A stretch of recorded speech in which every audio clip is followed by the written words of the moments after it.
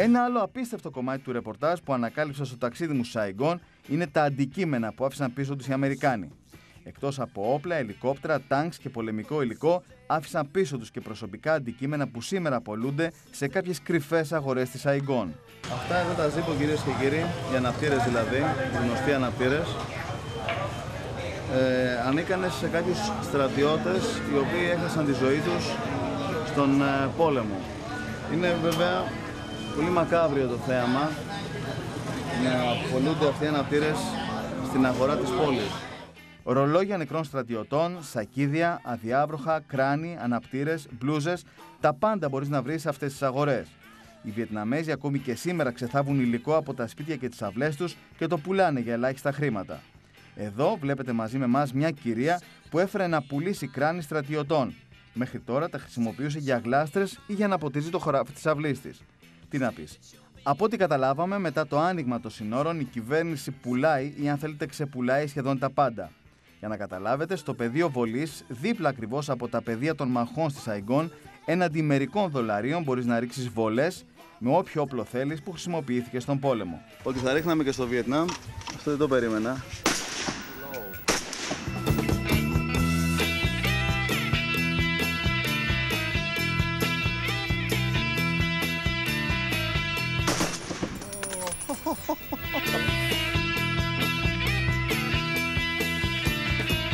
Τι κάνουν άραγε οι άνθρωποι για να επιβιώσουν? Και αυτό είναι το πιο ανώδυνο. Υπάρχουν άλλα πολύ χειρότερα.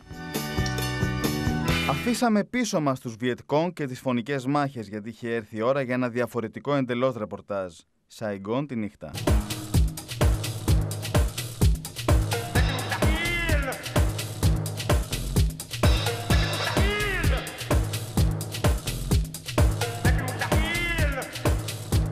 Από αυτήν εδώ την πλατεία ξεκινάει η νυχτερινή ζωή της πόλης, η οποία, πιστέψτε με, είναι πάρα πολύ έντονη. Η βόλτα όλων των Βιετναμέζων ξεκινάει από την κεντρική πλατεία. Επειδή γενικά ο κόσμος στη Σαϊγκόν είναι φτωχός, οι λίγοι είναι εκείνοι που θα διασκεδάσουν σε νυχτερινά μαγαζιά ή εστιατόρια.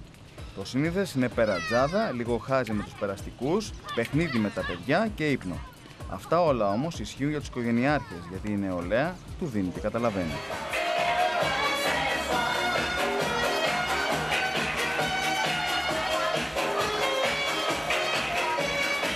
Τα πλάνα που παρακολουθείτε είναι από το κλαμπ Αποκάλυψη Τώρα. Εκατοντάδες νέοι κάθε βράδυ ξεδίνουν σε ρυθμούς αμερικάνικους ή καμιά φορά και σε ελληνικούς.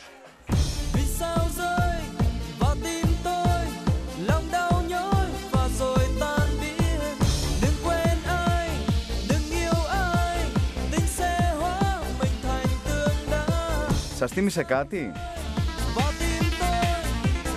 Τώρα, ποιος έκλεψε από ποιον, δεν μπορώ να ξέρω. Μάλλον οι Βιετναμέζοι από τη δική μας εθνική τραγουδίστρια. Όμως, ένα είναι το σίγουρο. Αποκλείεται να είναι σύμπτωση. Για τους πιο συντηρητικούς, η Σαϊγκόν έχει επιλογές στα γνωστά μπαρ με live μουσική.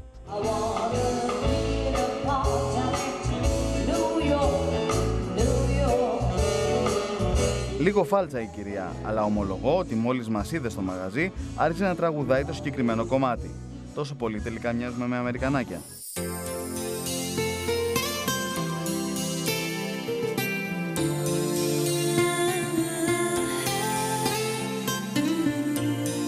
Η νύχτα στη Σαϊγκόν είναι πραγματικά μυστηριώδης και ίσως παραπάνω επικίνδυνη από όσο νόμιζα. Εύκολα αφήνεις τον εαυτό σου να παρασυρθεί στον ερωτισμό της πόλης. Δεν ξέρω, θέλετε το φεγγάρι, οι πανέμορφες γυναίκες, το παλιό κοσμοπολίτικο στυλ, όλα παίζουν το ρόλο τους και σε παρασύρουν.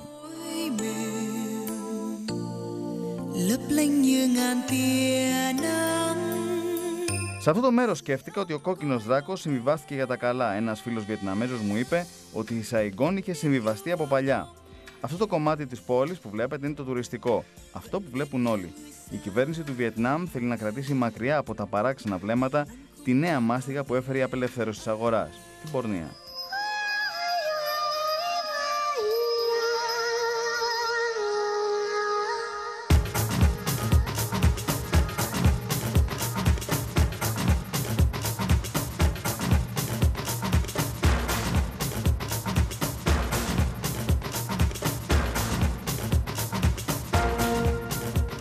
Όλο το εμπόριο λευκής αρκός το ελέγχουν οι Αμερασιάτες.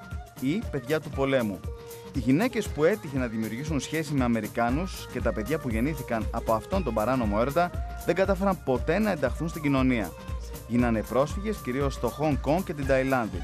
2 από αυτά τα παιδιά με δίκυκλα συναντήσαμε και εμείς και υποσχέθηκαν να μας δείξουν τα απαγορευμένα.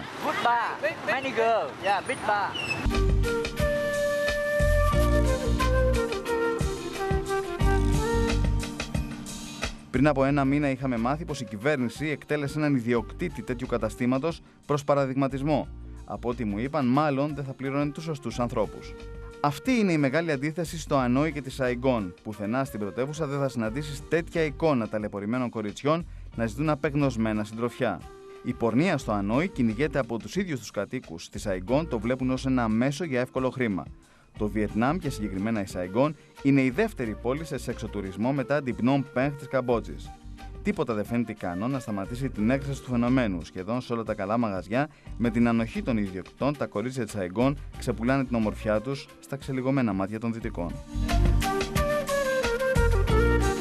Κλείνουμε το θέμα για την νυχτερινή Σαϊγκόν με ένα μοναδικό χορό που έτυχε να παρακολουθήσω σε ένα μοντέρνο εστιατόριο της πόλης. Απολαύστε το μαζί μας.